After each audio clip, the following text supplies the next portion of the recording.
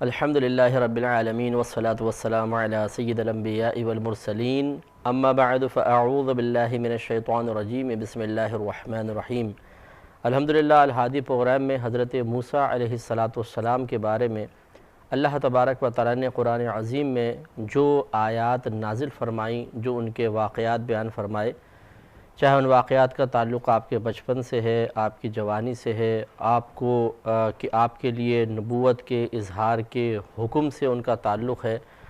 یا ایسے واقعات کے جو تبلیغ دین کے سلسلے میں اللہ تبارک و تعالیٰ نے آپ کی طرف منسوب کر کے بیان فرمائے،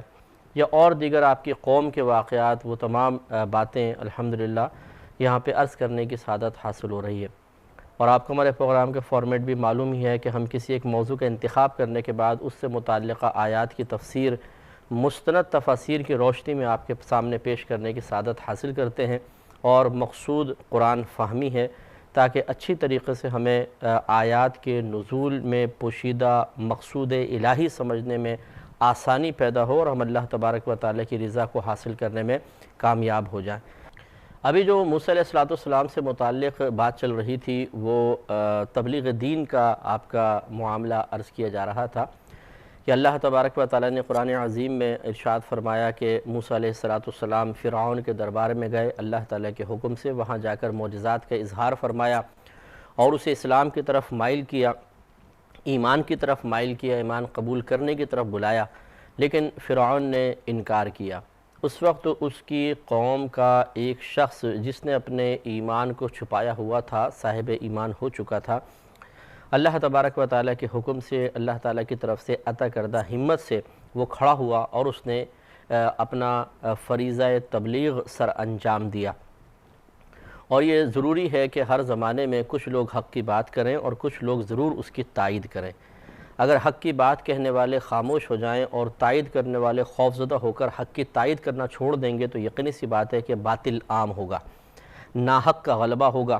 اور اس طریقے سے برائی اس طرح اس معاشرے میں عام ہو جائے گی کہ برے لوگ تو اس کی وجہ سے ہلاک ہوں گے ہی ہوں گے، لیکن نیک لوگ، اللہ تبارک و تعالیٰ کی اطاعت کرنے والے، وہ بھی اس کے مضر اثرات سے محفوظ نہیں رہ سکتے۔ لہٰذا اس میں جو اس شخص نے نصیحتیں کیں وہ بہت ہی پیاری نصیحتیں تھیں، اور پچھلے کئی پروگرام میں اگر آپ ملاحظہ فرما رہے ہیں تو لگاتار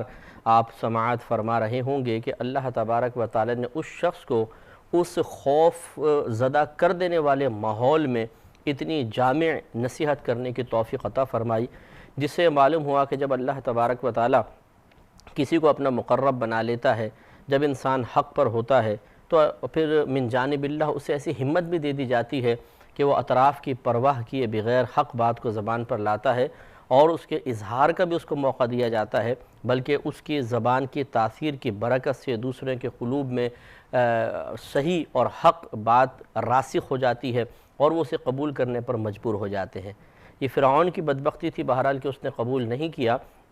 لیکن اس کے دربار میں یقیناً جب اس شخص نے یہ کلام کیا تو بہت سے اس درباری اس کے ایسے تھے، خصوصاً جو اس کے جادوگر تھے، کہ اگرچہ وہ اس وقت تک ایمان نہ لائے اور بعد میں موسیٰ علیہ السلام کے ساتھ مقابلہ ہوا اور اس میں انہیں شکست ہوئی، اور لیکن ابتدا اسی واقعے سے ہو چکی تھی کہ ان کے دل میں ایک ہلچل، ایک اضطراب، ایک بے قراری پیدا ہو گئی تھی، اور بعد میں یہی اضطراب اور بے قراری اور اپنی موجودہ حالت پر عدم اطمینان ان کے لیے ایمان کی طرف مائل ہونے کا سبب بن گیا۔ اس کی نصیحت چل رہی تھی، تھوڑی سی نصیحت باقی تھی، دیکھتے ہیں کہ اس میں مزید انہوں نے کیا بیان فرمایا۔ اللہ تعالیٰ نے ان کی اس بات کو، شخص کی اس بات کو جو قرآن میں حکایت فرمایا، اسے ہم بھی سنتے ہیں، سمجھتے ہیں اور اس سے درس حاصل کرنے کی کوشش کرتے ہیں۔ تو اس شخص نے مزید آگے کہا کہ وَيَا قَوْمِ، اے میری قوم، مَالِي، کیا ہے یہ میرا معاملہ، أَدْعُوكُمْ إِلَى النَّجَاةِ، کہ میں تمہیں نجات کی طرف بلاتا ہوں، وَتَدْعُونَنِي إِلَى النَّارِ، اور تم مجھے دوزخ کی طرف، آگ کی طرف بلاتے ہو۔ انہیں ذرا تھوڑا سا غور کرو اور اپنے معاملے کو دیکھو، میرے معاملے کو دیکھو۔ میں تمہیں حق بات کی تلقین کر رہا ہوں، تم باطل پر اڑے ہوئے ہو، نتیجہ یہ نکلے گا کہ میں یقیناً تمہیں نجات کی طرف بلا رہا ہوں اور تم دوزخ کی آگ کی طرف بلا رہے ہو۔ تدعوننی، تم مجھے بلاتے ہو، لأکفر باللہ، تاکہ میں اللہ تبارک و تعالیٰ کی ناشکری کروں، وَأُشْرِكَ بِهِ مَا لَيْسَ لِي بِهِ عِلْمٌ، اور میں شریک ٹھہرا دوں اللہ تبارک و تعالیٰ کے ساتھ اس کو کہ نہیں ہے میرے لیے اس کے بارے میں کوئی علم، یعنی میرے پاس اس کے بارے میں کوئی علم نہیں، تم یہ چاہتے ہو میں فرعون کو خدا تسلیم کر لوں اور اسے اللہ تبارک و تعالیٰ کے ساتھ معاذ اللہ خدائی میں شریک ٹھہرا دوں؟ ایسا تو نہیں ہو سکتا ہے، کیونکہ میرے پاس اس کی کوئی دلیل نہیں ہے، اور جب تک دلیل نہ ہو صرف اپنے ذہن سے پیدا کردہ کچھ تصورات کو ایک مضبوط ثبوت سمجھتے ہوئے اس پر کچھ افعال و اعمال کی بنیاد رکھنا یا عقائد کی بنیاد رکھنا یقیناً یہ انسان کو تباہی کی طرف لے جاتا ہے۔ وَأَنَا أَدْعُوكُمْ إِلَى الْعَزِيزِ الْغَفَّارِ، کہ تم مجھے دعوت، اس نے کہا کہ تم مجھے دعوت دیتے ہو اللہ کی ناشکری کی طرف اور اس کو شریک ٹھہرانے کی دعوت دیتے ہو کہ میں اس کو اللہ کا شریک ٹھہرا دوں کہ جس کے بارے میں مجھے اس چیز کا کوئی علم نہیں ہے۔ اس کے برعکس وَأَنَا أَدْعُوكُمْ، اور حالانکہ میں تمہیں دعوت دیتا ہوں إِلَى الْعَزِيزِ الْغَفَّارِ،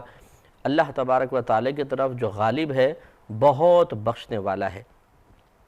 پھر فرمایا کہ لا جرم انما تدعوننی الیہ لیس لہ دعوت فی الدنیا ولا فی الآخرہ،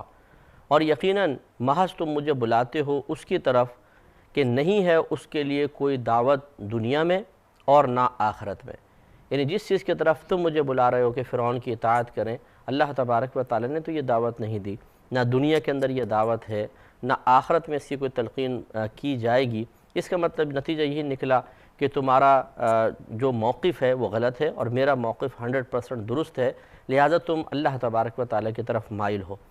اور پھر اس نے آخر میں کہا کہ وَأَنَّ مَرَدَّنَا، اور بے شک ہمارے لوٹنے کا مقام الی اللہ، اللہ تعالیٰ کی طرف ہے، یعنی ہم نے اللہ کی طرف ہی لوٹنا ہے۔ آج دنیا کی نعمتوں کو دیکھ کر یہاں کی فراوانی پر نظر رکھتے ہوئے حق بات کو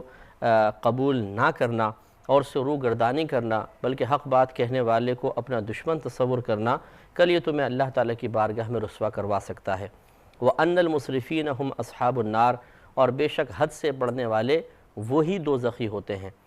تو معلوم یہ ہوا کہ جو اللہ تبارک و تعالیٰ کی نافرمانی کی طرف بڑھتا ہے، حق کا ساتھ نہیں دیتا ہے، اللہ تبارک و تعالیٰ کے دین پر استقامت پذیر لوگوں سے دور بھاگتا ہے، تو ایسا شخص حد سے بڑھنے والا ہے، اور اگر اللہ تبارک و تعالیٰ ناراض ہوا تو ہو سکتا ہے کہ اس کو دوزخ کی آگ میں ڈال دیا جائے۔ اس لیے ہمارے تمام دیکھنے والے بھائی اور بہن تھوڑا سا غور و تفکر فرمائیں کہ آپ میں پہلی بات تو یہ کہ ہم سب میں اس بات کی صلاحیت ہونی چاہیے کہ ہم اس بات کو پہچانیں، اس معاملے کو پہچانیں کہ کیا حق ہے اور کیا باطل ہے۔ اتنا علم ہونا چاہیے، اتنا شعور ہونا چاہیے، اور اس شعور کی بیداری کے بعد پھر اس کا اعتراف کرنے میں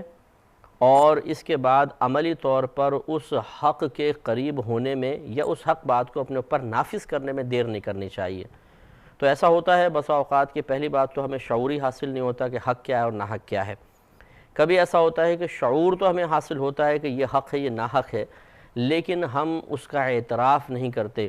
شاید اس وجہ سے کہ اعتراف کر لیں گے تو شاید عمل کرنا پڑے گا، اعتراف کرنے پر لوگ ہمیں ملامت کریں گے کہ اعتراف بھی کرتے ہو پھر آپ اس طرف بڑھتے بھی نہیں ہو، یا اور دنیاوی نقصانات کا بعض اوقات اندیشہ ہوتا ہے، کسی عزت چھن جانے کا، منصب چھن جانے کا، تو ہم حق کی طرف مائل نہیں ہوتے، اس کا اعتراف ہی نہیں کرتے۔ بعض اوقات ایسا بھی ہوتا ہے کہ پہچانتے بھی ہیں، اعتراف بھی کرتے ہیں، لیکن عملی طور پر اس چیز کو اپنی ذات پر نافذ کرنے کے سلسلے میں ہمت نہیں پاتے ہیں۔ ان میں سے ہر چیز نقصان کا باعث ہے۔ شعور کی بیداری نہ ہو تو جب شعور ہی نہیں ہے تو آگے کے تمام امور سے انسان محروم رہے گا، ہلاک ہوگا۔ شعور بیدار ہو چکا ہے لیکن اعتراف نہیں کر رہے ہیں تو حق بات کے حق ہونے کا اعتراف نہ کرنا یہ بھی انسان کو تباہی کی طرف لے جاتا ہے۔ جیسے کہ نبی کریم صلی اللہ علیہ وسلم کے دور میں یہود کو یہ شعور حاصل تھا کہ یہ اللہ تبارک و تعالیٰ کے یقیناً آخری نبی ہیں، لیکن اعتراف نہیں کیا، اور جب اعتراف نہیں کیا تو ہلاک ہوئے۔ اور اس کے بعد پھر اعتراف کرنے کے بعد عملی طور پر اس حق کو اپنے اوپر نافذ کرنا، یہ حق کے قریب ہونا یہ بھی ضروری ہے۔ جیسے کہ ابو جہل اور ابو لہب کہ اگرچہ انہوں نے برملا نبی کریم صلی اللہ علیہ وسلم کے سامنے یا عام مخلوق کے سامنے اعتراف اور اقرار نہیں کیا کہ یہ برحق نبی ہیں، لیکن اپنی نجی محافل میں ضرور یہ کہا کرتے تھے کہ یہ تو ہمیں ماننا پڑے گا کہ یقیناً ان کے پاس کچھ نہ کچھ ہے، اور یہ ایک ایسا کلام لے کر آئے ہیں جو انسان کا کلام نہیں ہے۔ اور بعض اوقات واقعی وہ اس بات کو حق تصور کیا کرتے تھے اور سچ مان لیا کرتے تھے، لیکن اپنی نجی محافل میں کہ واقعی یہ اللہ کے بھیجے ہوئے بندے ہیں، لیکن تکبر، نخوت، غرور، بڑاپن، انا، اس چیز نے انہیں حق قبول کرنے سے روک لیا۔ تو ہمارے ہاں بھی یہی معاملات ہوتے ہیں کہ ہم بھی اگر غور و تفکر کریں تو انہی میں سے کسی اسٹیج پر ہم بھی اپنے آپ کو کھڑا دیکھیں گے۔ ہمیں اپنے آپ اگر ہم مثلا جیسے آئینے کے اندر اپنے آپ کو دیکھتے ہیں تو ہمیں ایک کھڑا ہوا عکس نظر آتا ہے، اسی طریقے سے ہم بھی کسی نہ کسی اسٹیج پر اپنے آپ کو کھڑا پائیں گے۔ لیکن اس کے بعد ایک چوتھا جو اسٹیج ہوتا ہے جس میں ایک شخص شعور کی بیداری کے بعد، اعتراف و اقرار کے بعد، عملی طور پہ حق کو نافذ کرنے کے بعد، اللہ تبارک و تعالیٰ کی فلاح حاصل کرنے کی غرض سے، استقامت سے اس چیز پر عمل پیرا ہونے کے بعد پھر موت کو گلے لگاتا ہے اور فلاح و کامرانی حاصل کر لیتا ہے۔ اس اسٹیج پر بہت ہی کم لوگ ہوتے ہیں، اور ہمیں اسی کی کوشش کرنی چاہیے کہ دنیا کی زندگی بہت مختصر سی ہے۔ جن لوگوں نے حق کا ساتھ دے کر، حق کا اعتراف کر کے، حق کی شعور کی بیداری، حق کو پہچاننے کے سلسلے میں شعور کی بیداری سے کام لیا، شعور کو بیدار کیا، وہ تاریخ کا ایک ایسا حصہ بن گئے کہ اس کو اب کوئی محو نہیں کر سکتا، اس کو مٹا نہیں سکتا ہے۔ ان کی عظمت دلوں میں ڈال دی گئی ہے، ان کے درجات کو اس انداز سے بلند کر دیا گیا کہ اب کوئی ان کو اس منصب سے ہٹا نہیں سکتا۔ اور پھر میدان معاشرہ بھی باقی ہے کہ وہاں پہنچنے کے بعد جب ان کی عزت دیکھی جائے گی تو شاید بہت سے کمزور لوگ یہ تمنا کریں گے کہ اللہ تبارک و تعالیٰ تو ہمیں دنیا میں بھیج، اب ہم سچ، حق اور درست بات کا ہمیشہ اعتراف کرتے رہیں گے، لیکن پھر وہاں پر جا کر اس بات کا اعتراف کر لینا ہمارے لیے یقیناً نافع نہیں ہوگا۔ پھر اس شخص نے کہا کہ فَسَتَذْكُرُونَ مَا أَقُولُ لَكُمْ، پس ان قریب تم ذکر کرو گے اس کا جو میں تمہیں کہہ رہا ہوں، یا اس کا معنی یہ ہوگا کہ پس ان قریب تم یاد کرو گے اس کو کہ جو کچھ میں تمہارے معاملے میں کہہ رہا ہوں، وہ چاہے دنیا میں ہوگا کہ جب تم پر عذاب نازل ہوگا تب میری باتیں یاد آئیں گی، یا پھر جب تم مر جاؤ گے اور اللہ تبارک و تعالیٰ ناراض ہوا اور اس کا عذاب تمہاری طرف متوجہ ہوا، تب تمہیں پھر یاد آئے گا، تم یاد کرو گے کہ میں نے تمہیں کیا کہا تھا۔ وَأُفَوِّضُ أَمْرِي إِلَى اللَّهِ، اور میں سونپ دیتا ہوں اپنے معاملے کو اللہ تبارک و تعالیٰ کی طرف۔ إِنَّ اللَّهَ بَصِيرٌ بِالْعِبَادِ، بے شک اللہ تبارک و تعالیٰ اپنے بندوں کو دیکھ رہا ہے۔ تو اس میں تبلیغ دین کرنے والوں کے لیے بھی بہت ہی اچھا سبق ہے کہ بسا اوقات ہم کسی کو نصیحت کرتے ہیں، وصیت کرتے ہیں، تلقین کرتے ہیں، اس کی بھلائی کی بات کہہ رہے ہوتے ہیں، لیکن وہ شخص ہماری بات کو تسلیم نہیں کرتا ہے، بعض اوقات مذاق بھی اڑاتا ہے، بسا اوقات نظر انداز کرتا ہے، بلکہ بعض اوقات تو بہت ہی برا مان لیا جاتا ہے اور ناپسندیدگی کا اظہار کرتے ہیں، چہرے کے تاثرات بتا دیتے ہیں کہ یہ نصیحت اس وقت، یہ تبلیغ طبیعت پر گراں گزر رہی ہے۔ لیکن اس وقت تبلیغ دین کرنے والے کو ایسا نہیں کرنا چاہیے کہ ان کی اس کیفیت اور حالت کو دیکھ کر غصے میں آ جائے یا مایوسی میں مبتلا ہو جائے، بلکہ یہی معاملہ ہے جیسے اس شخص نے بڑی نرمی کے ساتھ ان کو سمجھایا کہ دیکھو ابھی بھی سوچ لو، غور و تفکر کر لو، ورنہ عنقریب ایک ایسا وقت آنے والا ہے کہ جو کچھ میں تمہیں کہہ رہا ہوں پھر وہ تمہیں باتیں یاد آئیں گی۔ تو اسی طریقے سے جب ہم کسی کو تبلیغ کرتے ہیں تو اس وقت ہمیں بھی اسی احسن انداز سے سامنے والے کو مستقبل کے بارے میں تھوڑے سے خدشوں میں مبتلا کرنا چاہیے، خوف میں مبتلا کرنا چاہیے، ایک ڈر میں مبتلا کرنا چاہیے کہ آپ آج میری بات کو ٹال رہے ہیں، لیکن سوچئے جب آپ مر جائیں گے تو کیا ہوگا، جب آپ قبر میں تنہا ہوں گے تو کیا ہوگا، میدان محشر میں آپ ان باتوں کا کس طریقے سے جواب دیں گے کہ اللہ تبارک و تعالیٰ آپ کو یہ نہیں فرمائے گا، ہو سکتا ہے کہ یہ آپ سے فرمائے کہ کیا تمہیں تبلیغ دین نہیں پہنچی تھی، فلاں شخص نے تمہیں فلاں وقت میں نصیحت نہیں کی تھی لیکن تم نے بات نہیں مانی، کیوں نہیں مانی، تو بتائیے آپ کیا جواب دیں گے۔ تو جب اس طریقے سے سمجھایا جائے گا مستقبل کے بارے میں تو بسا اوقات ایسا ہوتا ہے کہ انسان اس آخرت کی طرف سے، مستقبل کی طرف سے بالکل غافل ہوتا ہے،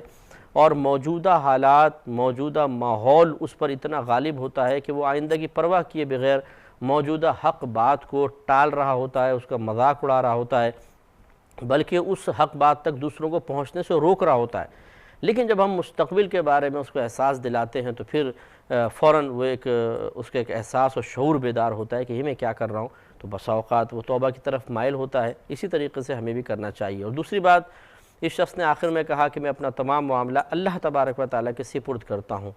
اسے مقام تفویض کہتے ہیں، اور یہ توکل سے بڑھ کر مقام ہوتا ہے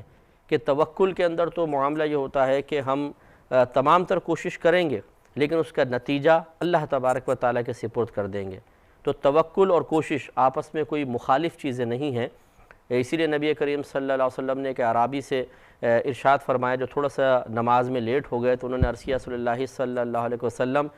میں مسجد میں جانا چاہتا ہوں، اونٹ میرے ساتھ ہے، کیا میں اس کو کھلا چھوڑ کر اللہ تعالیٰ پر بھروسہ اور توکل کروں یا باندھ کر توکل کروں؟ نبی کریم صلی اللہ علیہ وسلم نے ارشاد فرمایا کہ پہلے اونٹ کو باندھو، پھر اللہ تبارک و تعالیٰ پر توکل کرو۔ یعنی تم اپنی تدبیر ضرور اختیار کرو، اپنی کوشش کو ضرور بروئے کار لاؤ، نتیجے کو اللہ تعالیٰ کی طرف چھوڑ دو، اسی کا نام توکل ہے۔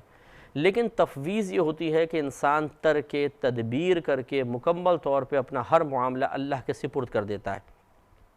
یہ اول اسٹیج پر ایسا نہیں ہونا چاہیے، انیشیل پوزیشن میں ایسا نہیں ہونا چاہیے کہ ہم کوشش نہ کریں، گھر میں بیٹھے ہوئے بس دیکھی جائے گی، اللہ تبارک و تعالیٰ کو رزق عطا فرمائے گا، اللہ تعالیٰ ہی ہمارے کچھ کام کرے گا۔ تو یہ تو بالکل غلط ہے، یہ مقام تفویض اس طرح نہیں ہوتا ہے۔ پہلے انسان کوشش کرتا ہے، مکمل طور پہ اپنی کوشش کو آخری منزلوں تک پہنچا دیتا ہے، جتنا ایک بشر کے اندر طاقت اور قوت ہے، اور جب وہ دیکھتا ہے کہ میری توقع کے موافق رزلٹ نہیں آ رہا تمام تر کوشش کے باوجود، اب وہ تمام معاملہ اللہ کے سپرد کر کے پھر بسا اوقات اگر ترک کوشش کر دے، ترک تدبیر کر لے، اس میں کوئی حرج نہیں ہے کہ اب وہ معاملہ بالکل اللہ کے سپرد کر چکا۔ اسی طرح انہوں نے بھی آخر میں کہا، اللہ تعالیٰ نے ارشاد فرمایا کہ فَوَقَاهُ اللَّهُ سَيِّئَاتِ مَا مَكَرُوا، پس بچا لیا اسے اللہ تبارک و تعالیٰ نے ان لوگوں کی برائیوں سے جنہوں نے مکر کیا تھا۔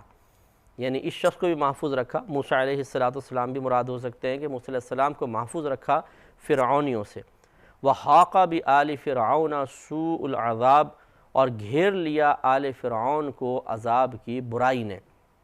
یعنی برے عذاب نے مراد، سخت عذاب نے فرعونیوں کو گھیر لیا، اور اللہ تعالیٰ نے موسیٰ علیہ السلام کو اس کے شر سے محفوظ رکھا۔ تو نتیجہ وہ نکلا کہ جیسے ابھی دوسرے کچھ اور واقعات آئیں گے تو اس میں زیادہ صراحت کے ساتھ اس چیز کا ذکر ہوگا کہ پھر جب اس نے تبلیغ دین کو قبول نہیں کیا، حق بات قبول نہیں کی، موسیٰ علیہ السلام وہاں سے تشریف لے آئے، اللہ کے حکم سے اللہ تعالیٰ نے آپ کو محفوظ رکھا۔ یہ نہیں ہو سکا اس فرعون سے کہ دربار میں آپ کو پکڑ لیتا اور معاذ اللہ شہید کر دیتا، اور پھر آپ واپس تشریف لا کے راتوں رات بنی اسرائیل کو لے کر وہاں سے نکل گئے، اور دریا نے راستہ دیا، آپ کراس کر گئے، اور فرعون اس میں ڈوب کر غرق ہو گیا۔ اس کے بعد اس معاملے کو اللہ تعالیٰ بیان فرما رہا ہے جو انشاءاللہ ہم عرض کریں گے، لیکن نیکسٹ پروگرام میں وہ آخر